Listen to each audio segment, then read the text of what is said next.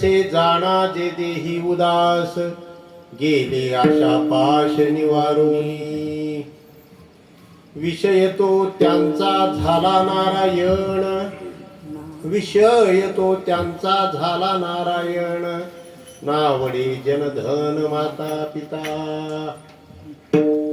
निर्वाणी गोविंद असे मागे पुढे, निर्वाणी गोविंद असे मागे पुढे. काहीच साकडे पडोने दी, विषय तो त्यांचा झाला नारायण. नावडे जनधन माता पिता. तुका म्हणे सत्य कर्मा व्हावे साह्य, तुका म्हणे सत्य कर्मा व्हावे साह्य. घातलिया भय नरका जाणे, विषय तो त्यांचा झाला नारायण. नावडे जनधन माता पिता. पांडुरंगा करू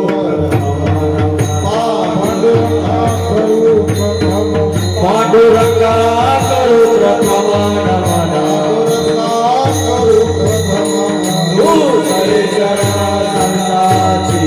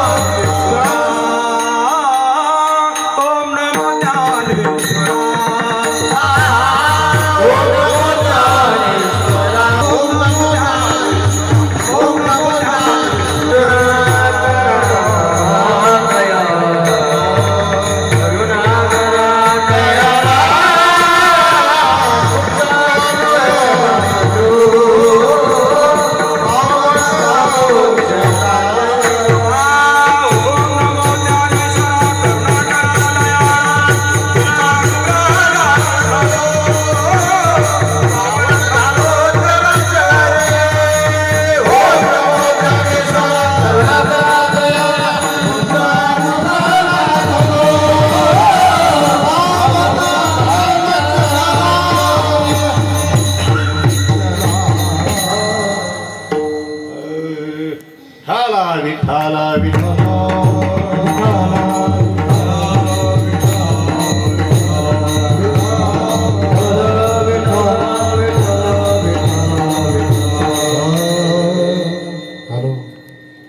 मंदिरातील मूर्तींच्या प्राण प्रतिष्ठेच्या निमित्तानं आयोजित असलेल्या या सप्ताहामध्ये आजची 4थ्या दिवसाची सेवा आणि या कीर्तनरूपी सेवेसाठी निवडलेला जो अभंग आहे तो जगद्गुरु विश्ववंदनीय अशा प्रकारचे संत तुकाराम महाराज देहू निवासी वैराग्यमूर्ती यांचा हा 4 चरणांचा अभंग आहे. आणि या अभंगामधून भक्ताची जी लक्षणं असतात ती लक्षणं आपल्या समोर ठेवण्याचा तुकोबारायांचा मानस आहे. भक्त कुणाला म्हणावं, भक्ताची काय लक्षणं असतात. आपण म्हणतो आम्ही भक्ती करतो, आम्ही भजन करतो, आम्ही कीर्तन करतो, आम्ही पूजा करतो, पण भक्त म्हणायचं कुणाला, भक्ताची काय लक्षणं असतात ती या अभंगामध्ये सांगितलेली आहेत. विठाला विठाला जरा समोर आले तर बरं होईल. इथं समोर या. तुकोबारायांनी भक्ताची लक्षणं आपल्याला सांगण्याचा प्रयत्न केलेला. नवे नवे अनेक अभंगामध्ये तुकोबारायांनी भक्ताची लक्षणं सांगितलेली आहेत. सर्वच संतांनी सांगितलेली आहेत, माऊलींनी सांगितलेली आहेत, नामदेव महाराजांनी सांगितलेली आहेत. पण तुकोबारायांचे जे अभंग आहेत त्या अभंगामध्ये, त्या गाथ्यांमध्ये जागोजाग अनेक ठिकाणी भक्ती कशी करावी, भक्तीचं स्वरूप काय आहे, भक्तीचे प्रकार काय आहे, भक्ताचे प्रकार काय, भक्ताचे सुद्धा प्रकार आहेत. भक्त म्हणजे फक्त एक, भक्त या शब्दाचा जो एक नामनिर्देशनात्मक अशा प्रकारचा अर्थ आहे तो फक्त एकांगी अशा प्रकारचा नाही. तर भक्त हे 4 प्रकारचे शास्त्रामध्ये सांगितलेले आहेत. आर्त भक्त, जिज्ञासू भक्त, अर्थार्थी भक्त आणि ज्ञानी भक्त. वेदांताचा विषय आहे. भक्ताचे 4 प्रकार. कशावरनं पडले जातात ते भक्ताचे 4 प्रकार? तर तो भक्त भक्ती कशी करतो, कशासाठी करतो, भक्तीचा हेतू काय. आर्त भक्त हा स्वतःला काहीतरी प्राप्त करून घेण्यासाठी आर्ततेनं भगवंताची भक्ती करतो, आळवणी करतो. जिज्ञासू भक्त भगवंताचं स्वरूप जाणून घेण्याची जिज्ञासा ज्याच्यामध्ये आहे, तीव्र इच्छा ज्याच्यामध्ये आहे की भगवंत काय आहे, भगवंताचं स्वरूप कसं आहे, कशाला भगवंत म्हणायचं, तो कसा आहे. जीव, जगत आणि जगदीश ह्या तिन्हींचं स्वरूप जाणून घेण्याची इच्छा ज्याला आहे त्याला जिज्ञासू भक्त म्हणायचं. मग तो सकळ शास्त्रांचा सराव वगैरे सगळं काही करतो, सगळी शास्त्र पाहतो, गीता पाहिल, ज्ञानेश्वरी पाहिल, गाथा पाहिल, वेदांपर साधनपर ग्रंथ पाहिल, हे सगळे ग्रंथ पाहिल आणि त्याच्या अंतरीची जी जिज्ञासा आहे ती जिज्ञासा पूर्ण करण्याचा तो प्रयत्न करेल. दुसरा अर्थार्थी भक्त आहे. वाढावे संतान, ग्रही व्हावे धनधान्य. देवा मला हे दे, देवा मला ते दे, देवा मला ते दे, मागत सुटतोय, अशा प्रकारचा भक्त आहे. ह्या 3ही भक्तांची लक्षणं या अभंगामध्ये तुकोबाराय सांगत नाही. तर उरला कोण? चौथा ज्ञानी. त्याची लक्षणं या अभंगामध्ये तुकोबाराय यांनी सांगितलेली आहेत. विठ्ठला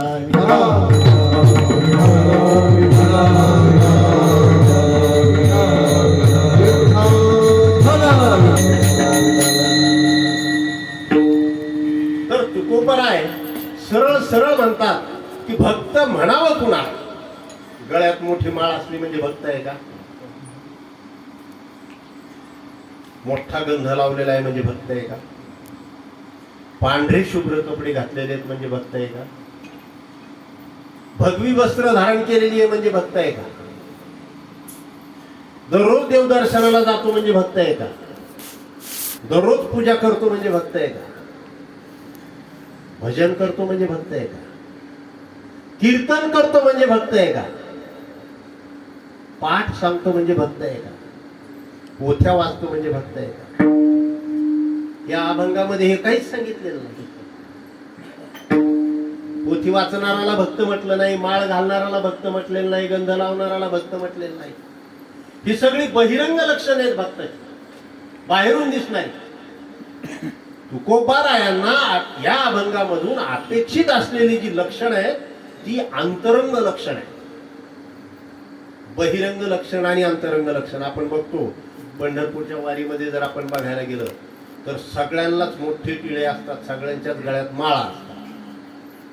काही जण देवासाठी आलेले असतात, काही जण थैल्या चापण्यासाठी आलेले असतात.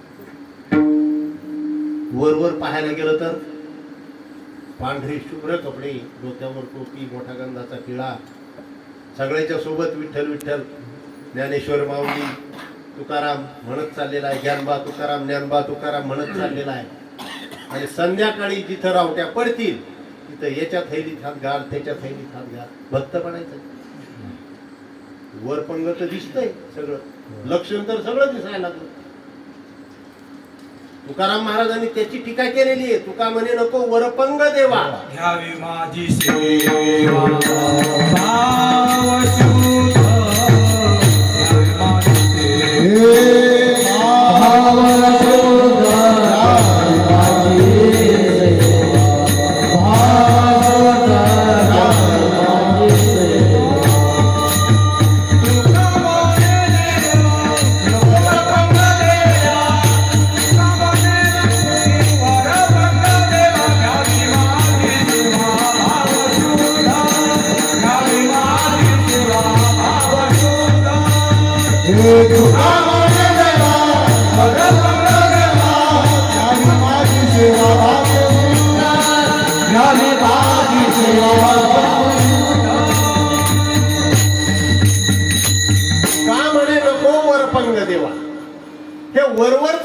काही उपयोगाचं नाहीये म्हणतात महाराज. मग घ्यावी माझी सेवा भाव भावे गावे गीत शुद्ध करून या चित्त. भाव शुद्ध पाहिजे. शुद्ध ज्याचा भाव झाला दुरी नाही देव त्याला. भाव शुद्ध पाहिजे. भाव शुद्ध पाहिजे म्हणजे काय पाहिजे? अंतःकरण शुद्ध पाहिजे. अंतःकरण जोपर्यंत शुद्ध होत नाही तोपर्यंत खरी भक्ती घडत नाही. नाहीतर वेशाचे संत भगवे तरी श्वान सहज वेश त्याचा तिथे अनुभवाचा काय पंथ. काय अनुभव आहे का ते? वरी भगवा झाला नामी टिळे टोपी माळा देवाचे गबा. टिळे टोपी माळा देवाचे गबा. वागवी ओंकार पोटाचा.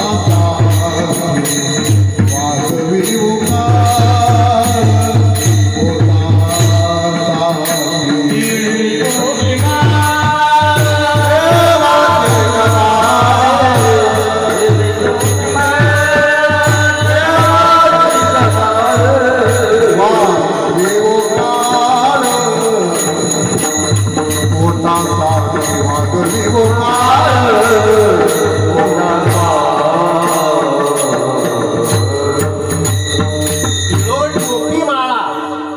गबाळ धारण केलेला आहे. आणि वाघवी गोपाळ पोटासाठी. वाघवी वंगाळ पोटासाठी. पोटासाठी ज्याचा धंदा चाललेला आहे त्याचं भजन देवासाठी नाही, त्याची पूजा देवासाठी नाही, त्याचं कीर्तनही देवासाठी नाही. म्हणून तुकाराम महाराज या सगळ्या क्रियाकर्मांचा बाजूला सगळा पसारा सारून शुद्ध अशा प्रकारची भक्ताची लक्षणे या अभंगामध्ये सांगतात. पहिला तर शब्द आहे भक्त. भक्त कुणाला म्हणायचं? जो ईश्वरापासून वेगळा उरलेला नाही, म्हणजे जो विभक्त नाही तो भक्त. आपल्याला तर आपलं कसं आहे, माझं आणि तुमचं सगळ्यांचं सारखंच आहे. आपण एकच आहोत. आपण कसे आहोत? देव कुठं, आम्ही कुठं, काय खरे. आणि ते कधी स्वप्नातही येत नाही. बरोबर आहे बाबा? आतापर्यंत देव स्वप्नात आला का? नाही आला. किती वर्ष झाले कीर्तन ऐकतो, करतो, आपण भजन करतो, सगळा जन्म गेला, अजून स्वप्नातही नाही आला. म्हणजे याचा अर्थ काय? कुठंतरी कमी पडतंय. एक तर भाव शुद्ध नाही,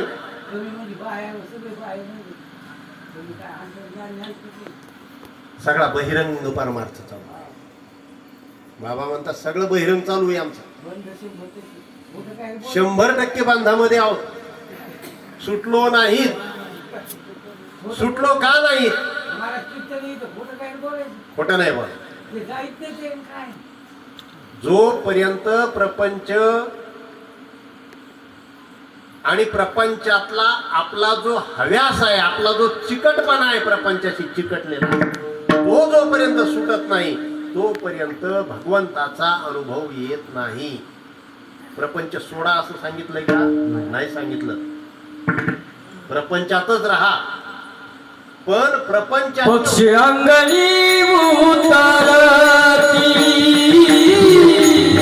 पक्षी अंगणी उतरती, पक्षी अंगणी उतरती, पक्षी अंगणी उतरती,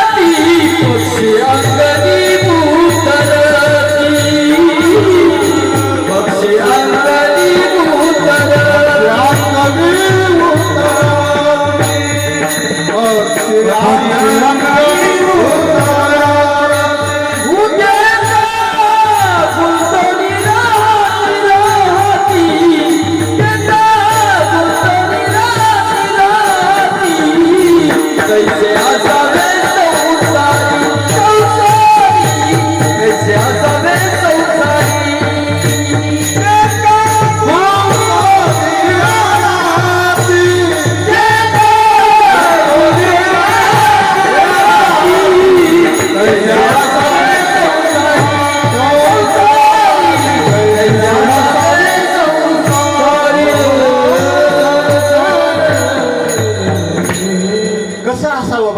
सांगतात संसारामध्ये. जसे पक्षी अंगणामध्ये उतरतात गरजेपुरतं फक्त. किती गरज असते? पडलेले जे काही तांदूळ असतील, दाणे असतील, काय जे त्यांचं खाद्य असेल तेवढं खाण्यापुरते उतरतात आणि उडून जातात. गुंतून राहत नाही. कुठल्याही अंगणाला माझं अंगण म्हणत नाही. आपलं कसं आहे? सगळंच माझं म्हणतो आपण. माझं आहे तेही माझं आहे. मग प्रपंचामध्ये तसं राहू नये. घर माझं आहे, दार माझं आहे, शेती माझी आहे, धंदा माझा आहे, नोकरी माझी आहे, हे थोडस लांबचं झालं. शरीर माझं आहे, खरंच माझं आहे का? देह हे काळाचे, धन कुबेराचे, येथे मनुष्याचे काय आहे? मग या देहामध्ये कसं असावं तेही त्याच अभंगात सांगितलेलं आहे. वस्ती कर वस्ती आला, वस्ती कर वस्ती आला, वस्ती कर वस्ती आला, वस्ती कर वस्ती कर वस्ती आला, वस्ती कर वस्ती आला, वस्ती कर वस्ती आला, वस्ती कर वस्ती आला. उठून गेला प्राप्त काळी, उठून गेला कैसे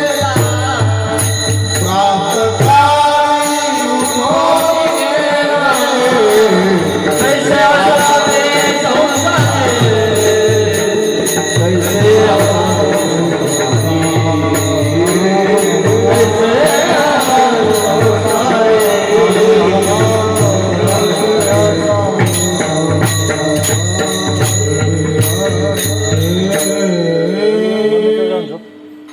वस्ती करा वस्ती आला. प्रवास करत असतो आपण, तीर्थयात्रेला जात असतो, कुठेही जात असतो, पंढरपूरला जात असतो, एखाद्या धर्मशाळेमध्ये आपण उतरतो. वस्ती कर वस्ती आला. आपण प्रवासी आहोत, वस्तीसाठी आलेलो, एका मुक्कामासाठी आलेलो आहोत.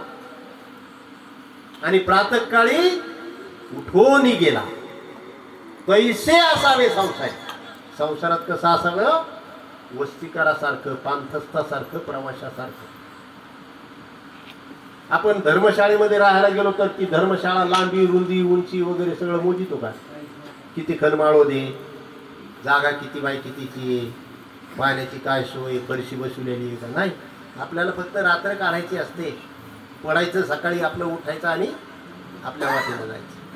तसं प्रपंचामध्ये राहावं म्हणतात महाराज. आणि कुठपर्यंत राहायचं? जो वरी प्राचीनाची दोरी. त्याचा अभंगात विचार. प्राचीनाची दोरी म्हणजे काय?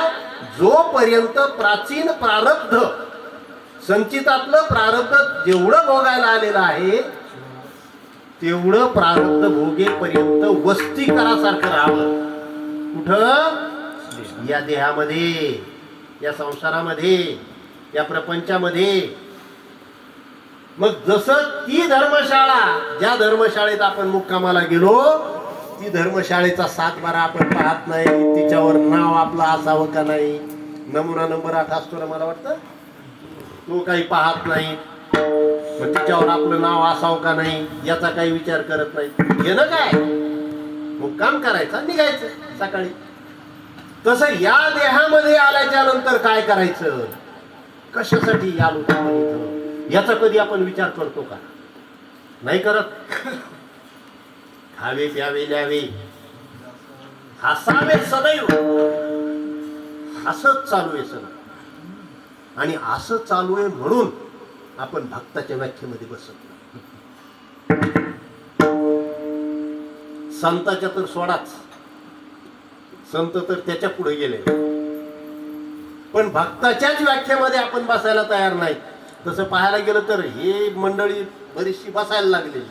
कारण महाराज काय म्हणलेले, जे देही उदास उदासचं लक्षण बरचसं बसायला लागलं इथं. टाळ्या कोण वाजवीत नाही. विठ्ठला विठ्ठला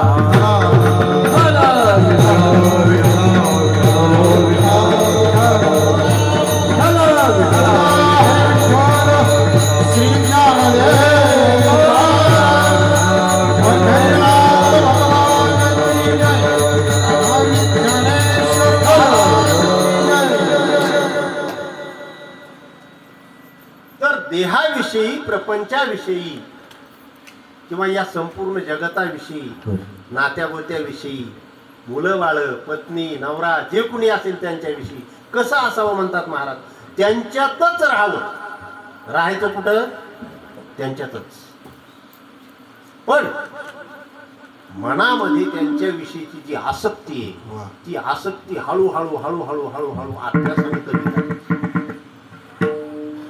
ती कमी केल्याशिवाय, चित्तातला हा विषय काढल्याशिवाय चित्तामध्ये परमार्थ रुजत नाही, देवाला जागा उरत नाही. देव साठवण्याची जागा एकच आहे, चित्त. तू का मानसी करावे निर्मळ, तू का मानसी करावे निर्मळ, तू का मानसी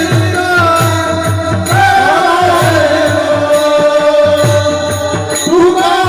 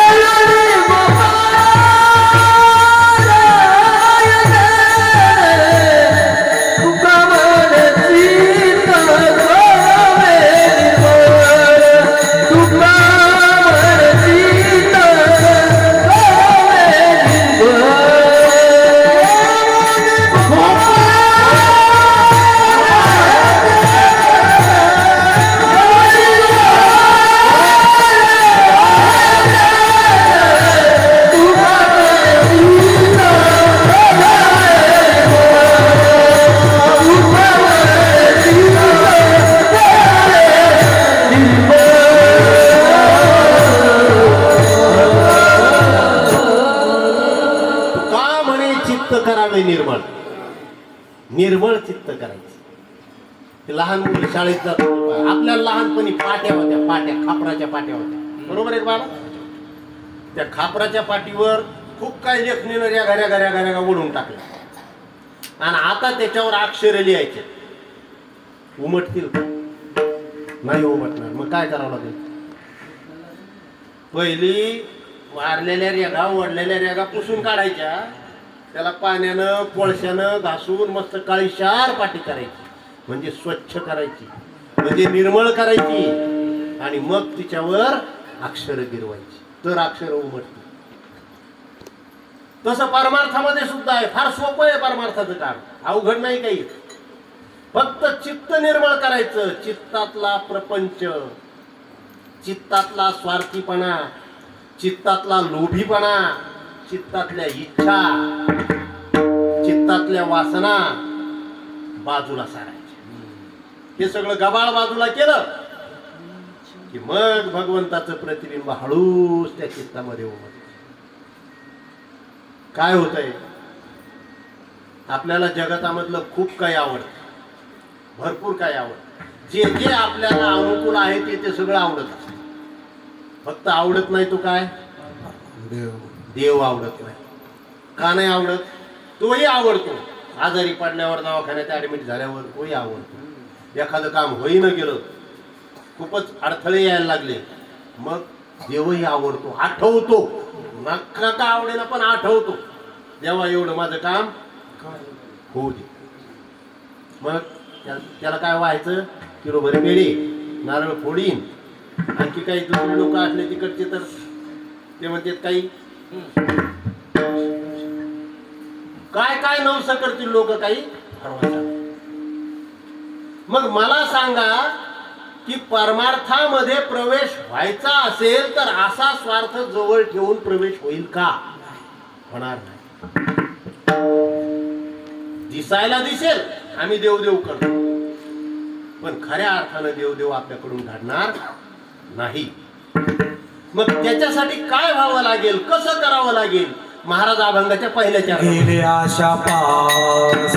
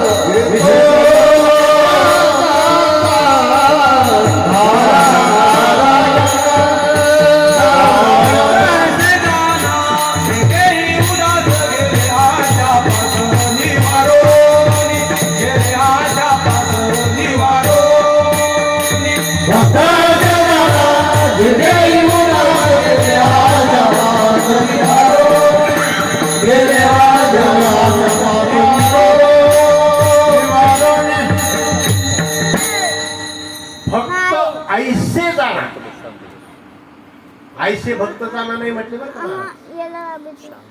भक्त आईसे जाणार. कसे जाणार? जसे अभंगात सांगितले तसे. किंवा हे असे दिसतात आईसे भक्त जाणार असं नाही म्हटलेले. इथून पुढे लक्षणं सांगतात महाराज. भक्त ऐसे जाणार जे देही उदास. बघा, देहावर उदास होणं फार कठीण गोष्ट आहे. होतो का आपण देहावर उदास? नाही. देह संबंधियावर सुद्धा उदास होत नाही. देहाचे संबंधी कोण?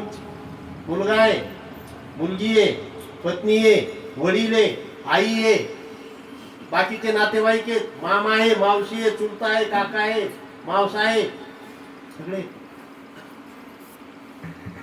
यांच्याविषयी तरी उदास आहेत का? हे देहाच्या संबंधाने. या देहाचं ऊन वाऱ्या पावसापासून रक्षण करणारं जे घर आहे म्हणजे देहाच्या संबंधीच आहे. त्याच्याविषयी उदास आहेत का? नाही.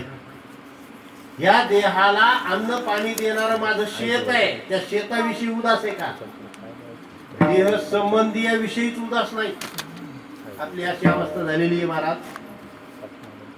एका माणसाकडे एक म्हैस होती. बऱ्याच जणांकडे असतात म्हशी. मोठ्या आवडीनं बाजारातून विकत आणली होती. 60-70 हजार रुपये खर्च करून. तेवढ्याला असते मला काही माहित नाही बरं का. 60-70 हजाराची म्हैस आणली. गाभण म्हैस होती, चांगली गुजर म्हैस होती. गुजरातून आणली, अमरेलीवरून. अमरेलीला म्हशी भेटतात बरं का चांगल्या. आणली म्हैस जणली. म्हशीला पिल्लू झालं, वगार. चांगला आनंद झाला. हाल्या नाही झाला, चांगलं झालं. बघा आनंद कशा कशात आहे. म्हशीला पिल्लू झालं, पण ते पिल्लू वगारे का हाल्या याच्यावर सुद्धा आपलं दुःख आणि आनंद अवलंबून. वगार झाली तर आनंद आहे, हाल्या झाला तर काय कामाचं बाबा हे कसं. पण ते आहे म्हशीला काही ते वगार पेईच ना. म्हशीला पेईच ना. काय करावं परेशान. म्हशीला काहीच वाटेना. तिचं पिल्लू तिला पेत नाही याचं म्हशीला काहीच वाटेना. आणि ते वगारू म्हशीला पेई. त्याच्या जवळ कासाच्या जवळ घेऊन जाई, हे होऊन जाई, पण ते वगारू काही कासाला तोंड लावी. इकडून तिकडून लावायला लागलं. ती म्हैस होती पहिला, ती काही पिऊ दे. खाली का पंचे. आता म्हशीचं वगारू उपाशी राहिलंय म्हणून याच तोंड सुकायलंय. पिल्लू म्हशीचं, त्या पिल्लाची माय म्हैस, याचं तोंड सुकायची काही गरज आहे का? काही नाही. पण त्याच्याशी नातं जोडलं ना, तिला आपलं म्हणला. म्हैस याला आपलं म्हणायली का? वगारू याला आपलं म्हणतं का ते पिल्लू? नाही. ते पेत नाही ते वगारू, आणि बेजार व्हायला याला काय म्हणाव?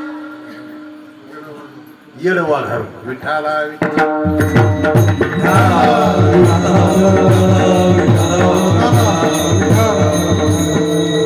प्रपंचाशी आपण कसे जोडले गेलेलो असतो आणि कसे चिकटलेलो असतो. जनावरातून सुद्धा आपलं चित्त बाजूला होत नाही. आपलं अंतःकरण तिथं चिटकून राहतं. सुखाचा विचार नाही मोठे, सुखाचा विचार नाही मोठे,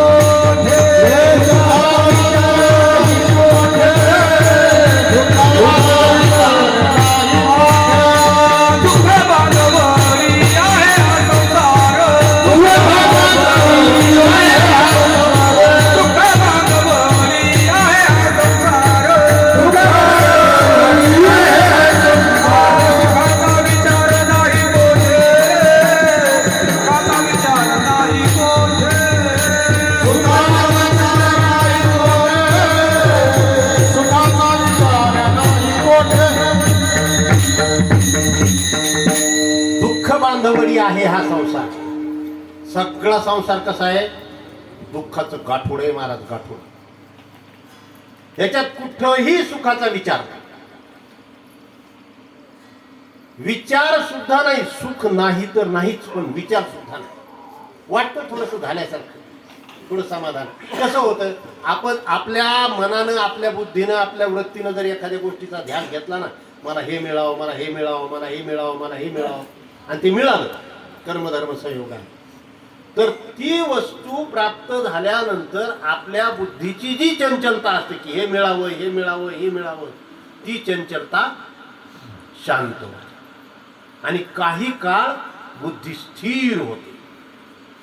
आतापर्यंतची जी चाललेली होती ना आव आव आव आव आव आव, ती थांबते, बुद्धी स्थिर होते. आणि त्या बुद्धी स्थिर झाल्यामुळं त्याच बुद्धीमध्ये आपल्याला आनंदाचं भान होतं. बुद्धी म्हणजेच वृत्ती. वस्तू मिळाली ना, वस्तू मिळाल्यावर वृत्ती शांत झाली ना. भौतिक भौतिकच सगळं भौतिकातच चाललेलं आहे.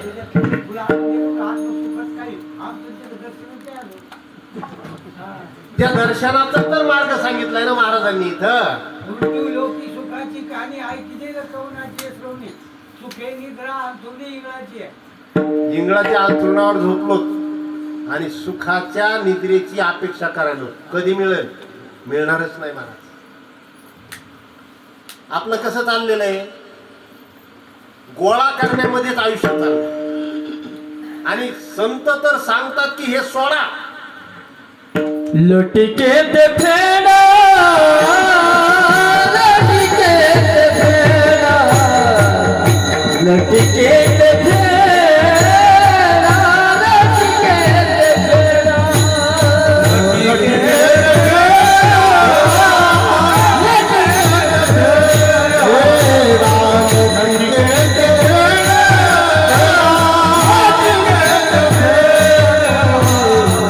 लटके ते फेडा लटके ते फेडा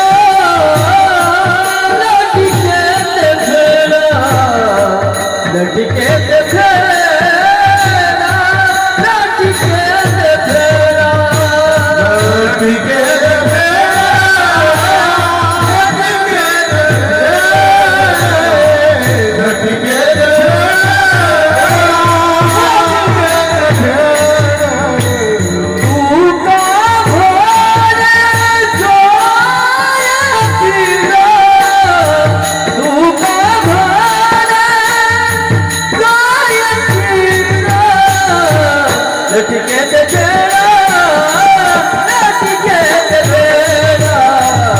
लटके ते